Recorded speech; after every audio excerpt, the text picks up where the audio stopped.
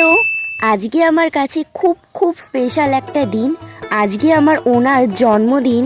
মনটা একটুখানি খারাপ, এবছরে ওনার বার্থডে সেলিব্রেশন করতে পারলাম না, কিন্তু কোনো ব্যাপার না, আবার তো সামনের বছর আসছেই না। ওনার স্পেশাল দিন মানে আমারও স্পেশাল দিন। আর এই স্পেশাল দিনে আরেকটুখানি স্পেশাল করলে কেমন হয় বলো? বেশি কথা না বলে চলো সত্যিটা তোমাদের বলেই দিই। ওনার জন্মদিনে ওনার দোয়ায় ড্রেস পরে এখন আমি ওনার নামে পুজো দিতে যাচ্ছি। এই ড্রেসটা আমি একদিনও পরিনি, শুধুমাত্র আজকে পরবো বলে। চলো এবার রেডি হয়ে আসি। দিনটা ছিল 26শে মার্চ। বিশ্বাস করো আমি সেদিনই আপলোড করতে চেয়েছিলাম ভিডিওটা, কিন্তু কিছু করার নেই, এতটা টায়ার্ড লাগছিল যে কারণে আমি আর ভিডিওতে হাতই দিইনি। সে যাই হোক, সেদিন দিনটাও ছিল বৃহস্পতিবার, আর বৃহস্পতিবার তো এমনিতেই সুন্দর, তার উপরে সেদিন ছিল মা অন্নপূর্ণা পুজো, তো সেই পুজোই আমি দিতে গিয়েছিলাম। সেদিন কিন্তু আবার রামনবমীও ছিল। ভাবো তাহলে কতটা স্পেশাল দিনে ওর জন্মদিনটা পড়েছে, আমার তো খুব ভালো লেগেছে। এদিকে ভাই আমাকে জ্বালিয়েই যাচ্ছে, মানে ভিডিওই করতে দিচ্ছে না কোনো মতে। আজকের দিনটা তো বাদই দিয়ে দিলাম, সব সময় আমার সাথে এরকমটাই করে, কোনো সময় আমাকে শান্তি মতো একটু ভিডিও বানাতে দেয় না, সব সময় আমাকে জ্বালায়। তো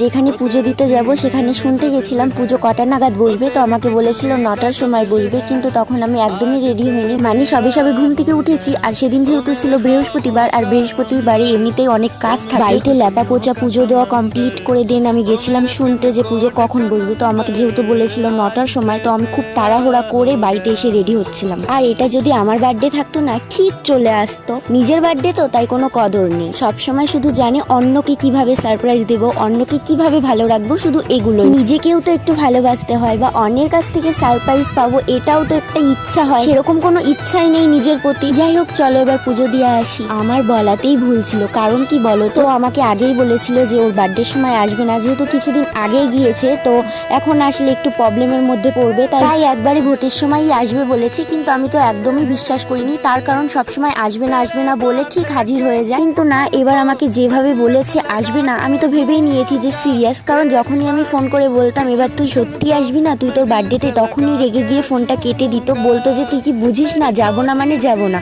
এরকম ভাবে বলতো। তাই আমি ভেবেই নিয়েছি সত্যি হয়তো আসবেই না, তাই আর কি, এটা নিয়ে তো মন খারাপ করে আর বসে থাকা যায় না। যাই হোক, এখানে আমি অঞ্জলি দিচ্ছিলাম, আর পুজো দিতে দিতে প্রায় 3টে বেজে গেছিল। উপোস ভাঙার জন্য এখানে আমাকে প্রসাদ দিয়েছিল, যেটা আমি বাড়ি নিয়ে যাচ্ছি সবাই মিলে খাবো বলে। আর আমি তোমাদের পরের ভিডিওতে জানাচ্ছি ও কি সত্যি এসেছে নাকি নাটক করছিল। 3টে বাজে এখন, আর এখন পুজো শেষ হলো, তো এখন বাড়ি যাচ্ছি।